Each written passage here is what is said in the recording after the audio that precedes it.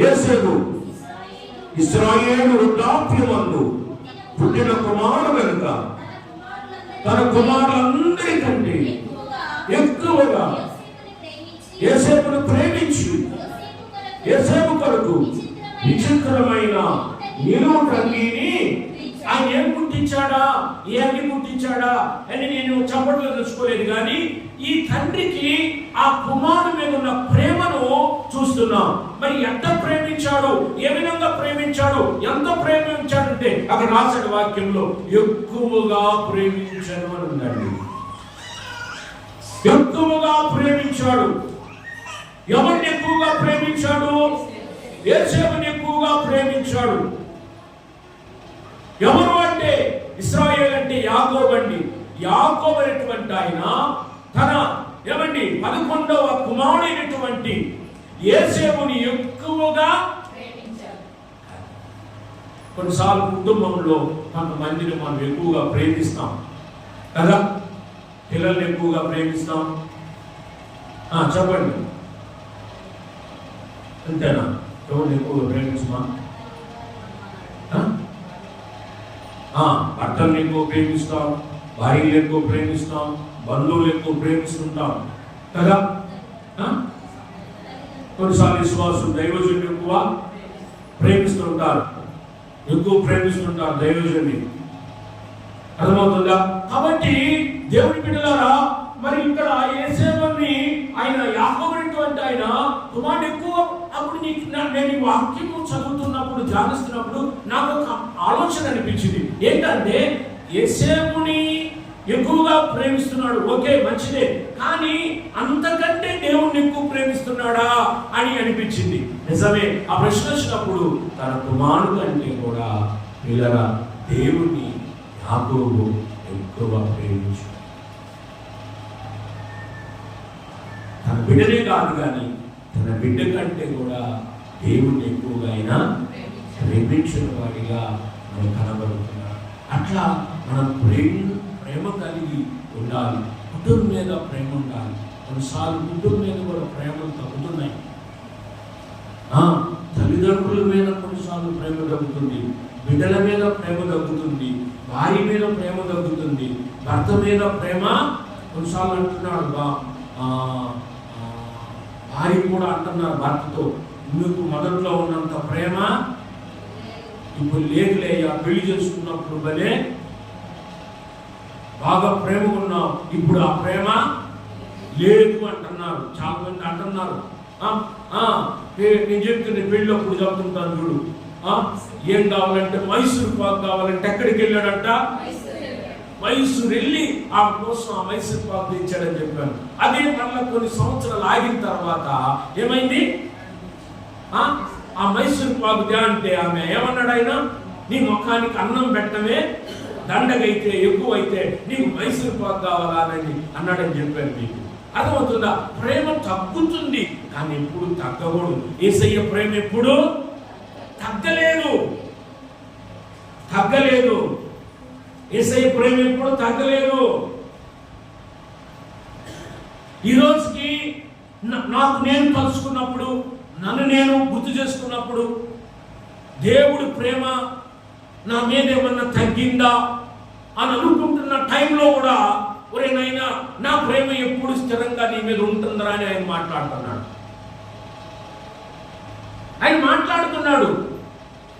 నేను గత ఆదివారం నిజంగాండి చాలా వరి అయ్యాను, చాలా ఫీల్ అయ్యాను కూడా. ఏంటయ్యా ఇంత ప్రార్థన చేసుకుంటాను, నేను అడిగింది కొన్ని సమయంలో వెంటనే నాకు ఇవ్వవేందయ్యా అని చెప్పేసి అనుకున్నాను నేను. కానీ దేవుడు అందుకే యెహోవా యందు భయభక్తులు గల వారికి ఆయన దాచి ఉంచిన నా మేలు ఆడ దాచిపెట్టాడు, అక్కడ దాచిపెట్టాడు. ఉండరా, నీకు తెలియదురా, సర్ప్రైజ్ ఇచ్చాడు. సర్ప్రైజ్ చేస్తాడు ఆయన, ఎప్పుడు సర్ప్రైజ్ చేస్తాడు. సర్ప్రైజ్ చేసే దేవుడు ఆయన, నిన్ను ఆశ్చర్యానికి గురి చేసే దేవుడు. అయ్యో ఎంత ఆశ్చర్యము, ఎంత ఆశ్చర్యం.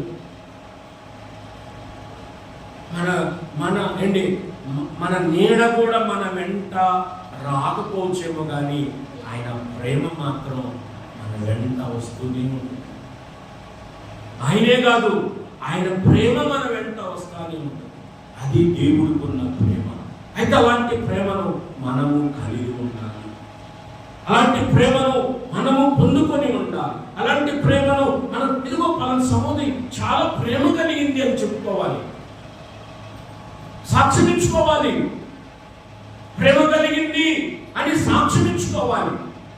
ఆ సాక్ష్యాన్ని మనం పోగొట్టుకోకూడదు. అంతము వరకు అని రాసిన ప్రకటనలో, అంతము వరకు మొదట్లో ఉన్న ప్రేమ. అందుకే ప్రేమ అంటాడు, మొదట నీకుండిన ప్రేమ నువ్వు వదిలితివి అంటాడు. మొదట్లో ఉన్నంత ప్రేమ చివరి వరకు ఉండటం లేదు, అది చల్లారిపోతుంది. అలా కాకుండా ఉండాలి నీ ప్రేమ. అందుకే ప్రియులారా, ఆ ఎక్కువగా తన బిడ్డలను ప్రేమించిన వాడిగా కనబడుతున్నాడు. ఈయన చూడండి, ఈయన ప్రేమ చూడండి ఎట్లుందో. ఆదికాండము 43వ అధ్యాయము 30వ వచనం. ఈయన ప్రేమ ఎట్లుందో చూడండి, ఈయన ప్రేమ ఎట్లుందో చూడండి. 43వ అధ్యాయము 30వ వచనం ఒకసారి దయచేసి మీరు చూసుకోండి. 30వ వచనం అండి, 43వ అధ్యాయం 30వ వచనం. అప్పుడు తన తమ్ముని మీద యోసేపునకు అబ్బా ప్రేమంట పొర్లుకొని వచ్చిందంట. పొర్లుకోవడం అంటే ఇందాక ఎక్కువ చెప్పాను. ప్రేమ పొర్లుకొని అంటాడు చూడు దావీదు, నా గిన్నె నిండి. అట్లాగనమాట. అబ్బా ప్రేమ ఎట్లా వచ్చిందంటే పొర్లుకొని వచ్చేసింది అనమాట. అంత తట్టుకోలేనంత ప్రేమ ఆ తమ్ముడిని చూడగానే, తన సోదరుని చూడగానే అంత ప్రేమ వచ్చేసింది. ఈరోజు అట్లాంటి ప్రేమలో ఉన్నాయా? ఉంటున్నాయా? కనబడుతున్నాయా? మనుషుల్లో మనం అలాంటి ప్రేమను చూడగలుగుతున్నామా? నిజంగా తన సోదరుని చూడగానే ఆ ప్రేమ పొర్లుకొని వచ్చి ఏడ్చేశాడు. చూడు ప్రేమ, ఎంత ప్రేమ. యేసయ్య ఏదో మరి ఒక్కొక్కరు ప్రేమను చూస్తూ ఉంటే ఆశ్చర్యం వేస్తారు కదా. ఎవరు? రూత్ అని ఆమె బోయసు బెత్లెహేములోకి వచ్చినప్పుడు ఆమె ఆయన పొలంలో పరిగెలుకునేటప్పుడు ఆమె ఒక మాట అంటే గుర్తుందా? బోయస్తో నీకు గుర్తుందా? ఒక మాట నీతి రూతు బోయస్తో. అదేదో నువ్వు చెప్పరా పాస్టర్ గారు అంటారా? ఆ మన్నదేమన్నా గుర్తుందా అన్న?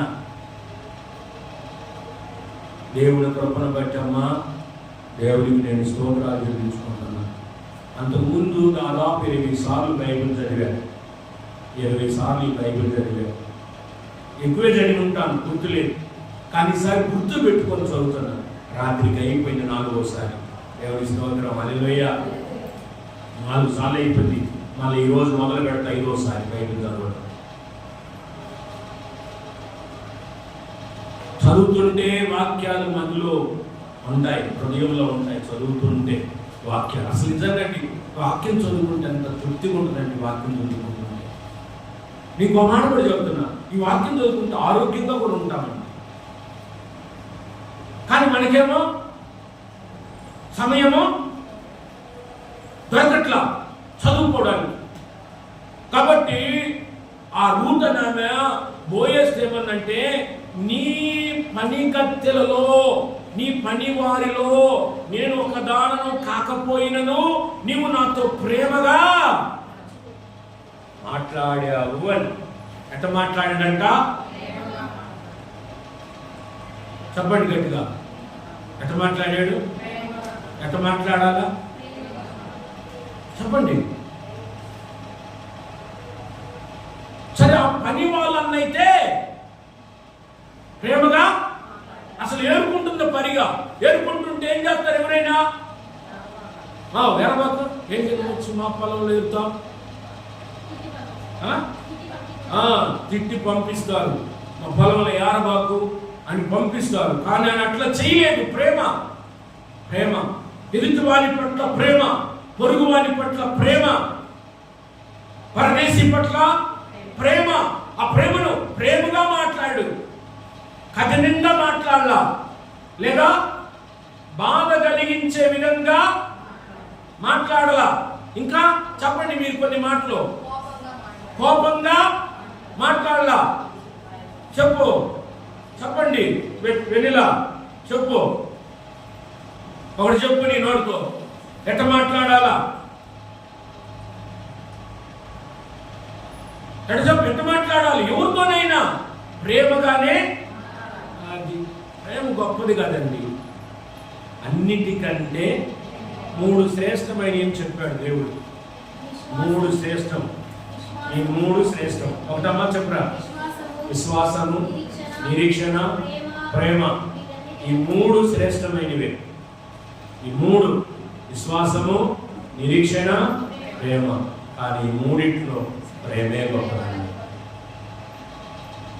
ప్రేమే గొప్పదండి. ప్రేమ శ్రేష్టం. అందుకే పౌలు మంచి మాట చెప్పాడు. మీరు చదవండి కొరింథీయులకు రాసిన పత్రికలో మంచి మాట. కొరింథీయులకు రాసిన పత్రికలో మంచి మాట చూడండి. మంచి మాట 13వ అధ్యాయం.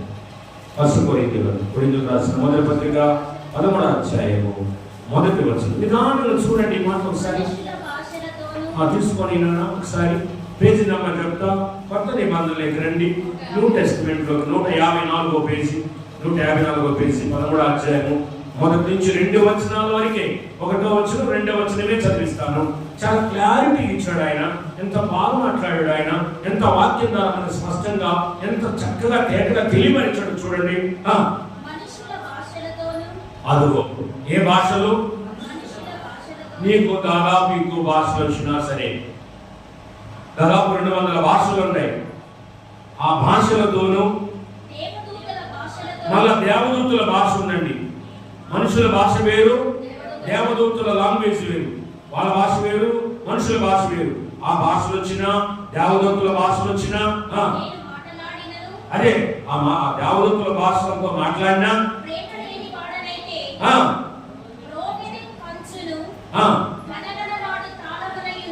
అది అన్నాడు. ప్రేమ లేని వాడనైతే, ప్రేమ ఉన్న వాడవైతే అది వేరు. ప్రేమ లేని వాడనైతే ఇలాంటి దాంతో పోల్చుకుంటున్నాడు పౌలు. ఏమంటున్నాడంటే ఆ గనగనలాడు తాళానై ఉంటానని చెప్తున్నాడు. నీకు వరం ఉంది. ఏ వరం ఉంది మీకు? చెప్పండి గట్టిగా, మీకు ఏ వరం ఉంది? విశ్వాసం చెప్పండి, మీకు ఏ వరం ఉందని అడిగి నన్ను అడగండి. నాకు ఏ వరం ఉందని మీరు అడగండి. పాస్టర్ గారు మీకు ఏ వరం ఉంది అడుగు. సుప్రియ, నాకు స్వస్థపరిచే వరం ఉంది. ఆ తర్వాత పాట పాడే వరం ఉంది. ఆ తర్వాత ఏమండి చక్కగా వాక్యం అందించే కృపావరము నాకుంది. మరి మీకే వరం ఉందన్నప్పుడు మీరు కూడా చెప్పాలా? అలాగే వరం ఉంది సార్ అని చెప్పాలి. ఏదో ఒకటి చెప్పొద్దు. మరి ఏ వరం ఉందంటే పాటలు పాడే వరం ఉంది సార్, వాక్యం చదివే వరం ఉంది సార్, ప్రార్థన చేసే వరం ఉంది సార్ కథమని చెప్పగలగాలి.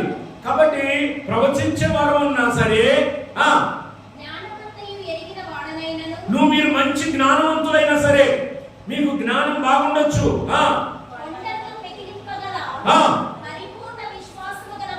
ఆ మామూలు విశ్వాసం కాదు, పరిపూర్ణ విశ్వాసం ఉంది మీ దగ్గర. కొండలను కూడా పెకలించగలిగిన అంత విశ్వాసం ఉంది మీ దగ్గర. ఉన్నా ప్రేమ లేని వాడనైతే, అంటే ఇప్పుడు ప్రేమ ఎంతో ముఖ్యం, గొప్పది. అందుకే నువ్వు ఏముండాలంటే ఏముండాలి? ప్రేమించే వ్యక్తులు ఉండాలి, ప్రేమ కనబరిచే వ్యక్తులు ఉండాలి, ప్రేమ చూపించే వ్యక్తులు ఉండాలి. అలాంటి ప్రేమ చూడండి. యేసేపు ప్రేమ, యాకోబు ప్రేమ, మోయేసు ప్రేమ, యేసుక్రీస్తు కల్వరి ప్రేమ, అది ఇంక మనం చెప్పలేము. ఆ ప్రేమకు సాటి ఏ ప్రేమ? యేసుక్రీస్తు ప్రేమ ఈక్వల్ టు ఏ ప్రేమను? యాకోబు ప్రేమను చేర్చలేము, యేసేపుని ప్రేమను చేర్చలేము, లేకపోతే బోయజు ప్రేమను చేర్చలేము, లేకపోతే అపోస్తుల ప్రేమను చేర్చలేము. ఏ ప్రేమ ప్రేమకు సాటి? ఆటకూడదు. నీ ప్రేమకు సాటి లేనే. అంత ప్రేమ. ఒకరంటే కాదు, ప్రపంచమంతా కూడా ఆయన ప్రేమిస్తాడు. ప్రపంచానంతటిని ఆయన ప్రేమిస్తాడు. లోకానంతటిని ఆయన ప్రేమిస్తున్నాడు. అంత ప్రేమ ఆయనకి. అందుకే ఆ ప్రేమ ఉండబట్టి ఏం చేశాడు సుప్రియ అజుబా? ఏం చేశాడు? యేసుక్రీస్తు ద్వారా ప్రేమను బట్టి, మన మీద ఉన్న ప్రేమను బట్టి, నీ మీద ఉన్న ప్రేమను బట్టి ఏం చేసినాడు? ఆ లోకం నుండి భూలోకానికి దిగివచ్చాడు. దిగి రావడమే కాదు, ఏమండి, నీకోసం నా అమూల్యమైన రక్తాన్ని చెల్లించాడు. నీకోసం అవమానం పాలయ్యాడు. నీకోసం దెబ్బలు తిన్నాడు. నీకోసం పిల్లల ఎడల చేయబడ్డాడు. ఏమండి, ఆఖరికి నీకోసం, నా కోసం, అందరి కోసం ప్రాణం కూడా ఆయన త్యాగం చేసి ప్రేమ చేసి అయితే ప్రేమ రావాలా? ప్రేమ రావాలి. నీలో ఏం రావాలి? ప్రేమ రావాలి. అది రావాలి. ఇవన్నీ కాదు ముఖ్యం. ఉంటే ఉండొచ్చు, నీకు స్వస్థపరిచే వారు నీకుంటే ఉండొచ్చు, ధైర్యుడా నాకుంటే ఉండొచ్చు, లేదా వాక్యం చెప్పే టాప్ వరం నాకు ఉండొచ్చు, నా అంత గొప్ప స్పీకర్ ఈ లోకంలో లేకపోవచ్చు, ఉంటే ఉండొచ్చు, పాటలు పాడే వరం ఉండవచ్చు. కానీ ఇవి కాదు. అన్నిటికంటే ముఖ్యం నాలో ఏముండాలా? ప్రేమ ఉండాలి. ప్రేమించే వ్యక్తిగా నేను ఉండాలి. నేను మిమ్మల్ని ప్రేమించే వ్యక్తి ఉండాలి. దేవునికి సంబంధించిన వాటిని నేను ప్రేమించేవాడనై ఉండాలి. ఈ వాక్యం మీద ప్రేమ. అందుకే ఇప్పటికి గతంలో 20 సార్లు వేసుకున్నాను, ఇప్పుడు 24 సార్లు ఈ బైబిల్ చదివాను. వాక్యం మీద ఉన్న ప్రేమ కొద్ది ఎన్నిసార్లు చదవడానికి కారణమైంది. ఆ వాక్యం మీద ప్రేమ లేకపోతే నేను ఎన్నిసార్లు చదవను కూడా. దేవుని వాక్యం మీద ఉన్న ప్రేమ కాబట్టి నువ్వు కూడా ప్రేమ కలిగి వ్యక్తిగా నువ్వు, అది నేను పలానా వాళ్ళతో నీకు పోల్చట్లేదు, కానీ ఇన్ని నీవు ప్రేమించే వ్యక్తిగా, ప్రేమను కనబరిచే వ్యక్తిగా నీవు ఉన్నట్లయితే దేవుడు నిన్న ఆ ప్రేమ ఉన్న వాళ్ళ విషయంలో చెప్తున్నాడు. యేసు ప్రభువు చెప్తున్న మాట ఇలా చూడండి. మొదటి మాట 116వ కీర్తన మొదటి వచనం. 116వ కీర్తన మొదటి వచనం తీసుకోండి. 116వ కీర్తనలో మొదటి వచనం చూడండి. ఆయన ఏం చెప్తున్నాడో, భక్తుడు ఏం చెప్తున్నాడో. కీర్తనలండి 116వ కీర్తన మొదటి వచనం ఏం చదవమ్మా?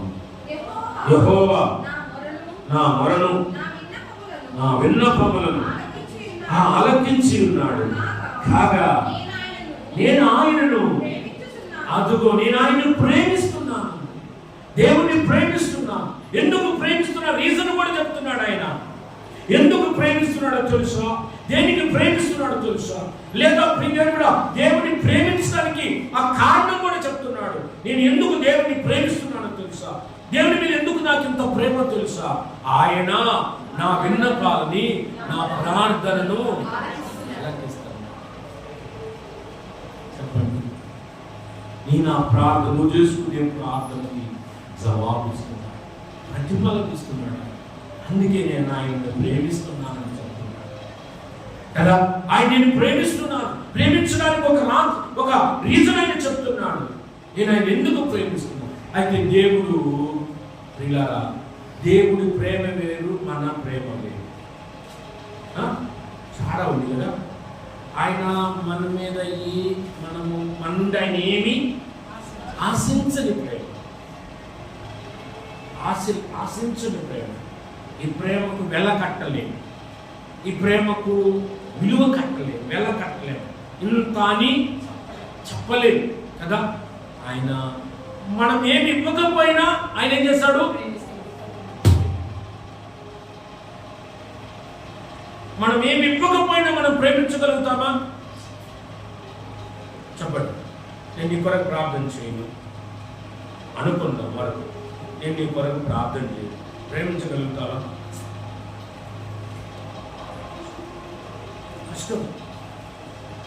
కష్టము. నేను ఈ కొరకు ప్రార్థన చేయకపోతే నువ్వు నన్ను ప్రేమించలేవు. కానీ ఆయనలో ఉన్న ప్రత్యేకత ఏంటంటే కొన్నిసార్లు నువ్వు ఆయన స్తుతించడం మర్చిపోయినా, ఆయన చేసిన మేలు నువ్వు మర్చిపోయినా ఆయన ఏం చేస్తున్నాడు? ఎడతెగక ప్రేమిస్తూనే ఉన్నాడు. అది కాబట్టి దావీదు దేవుణ్ణి ప్రేమిస్తున్నానని చెప్తున్నాడు. ఎందుకంటే నువ్వు నా ప్రార్థనలకు జవాబిస్తున్నావు అనే మాట చెప్తున్నాడు. ఇంకొక మాట చూడండి ప్రియులారా, ఇంకొక మాట చూడండి. ఆయన ప్రేమించే విషయంలో చెప్తున్నాడు. కీర్తనలు 26వ అధ్యాయము, కీర్తనలు 26వ అధ్యాయం. కొన్ని రిఫరెన్స్లు మీకు ఇస్తాను, చూసుకోండి. మంచి రిఫరెన్స్ ఇవి, చాలా మంచి బాగున్నాయి రిఫరెన్స్లు. వాక్యాలు బాగున్నాయి, చూసుకోండి. 26వ కీర్తన చూసుకోండి. 26వ కీర్తన 26 8వ వచనం అండి. యెహోవా నీ నివాస మందిరమును, నీ తేజో మహిమ నిలుచు స్థలమును. ఇంకొక మాట చెప్తున్నాడు ఇక్కడ. ఏం చెప్తున్నాడు? యెహోవా నీ నివాస మందిరమును నేను,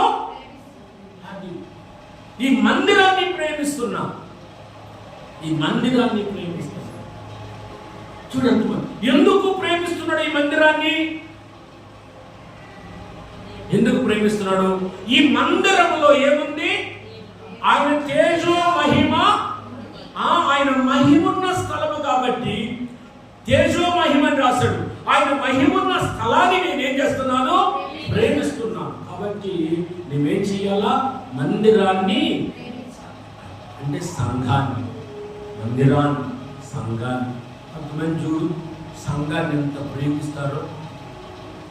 కొంతమంది విశ్వాసం చూడండి అంటారు, చూడాలి మీకు సంఘం మీద బాగా ప్రేమ అంటారు. ఆ సంఘాన్ని మీరు విడిచిపోరు అంటారు. ఆ సంఘాన్ని మీరు విడిచిపెట్టరు అంటారు. గమనించండి, కొన్ని సంఘాలు వాళ్ళు వదిలిపెట్టి రారు. నువ్వెంత చెప్పినా వదిలి పోరు, వాళ్ళు వదిలిపోరు, ఆ సంఘాన్ని వదిలిపోరు. ఎందుకంటే ఆ సంఘం మీద వాళ్ళకు ఉన్నటువంటి ప్రేమని, ఆ ప్రేమను ఎవరు కూడా మార్చలేదు. అంత ప్రేమ ఆ సంఘం మీద, అంత ప్రేమ ఆ సంఘం. కాబట్టి దావీదు కూడా అదే అంటున్నాడు, నీ మందిరం మీద ఉన్న ప్రేమ, దాన్ని నేను ప్రేమిస్తున్నాను అని చెప్తున్నాను. కాబట్టి దేవుని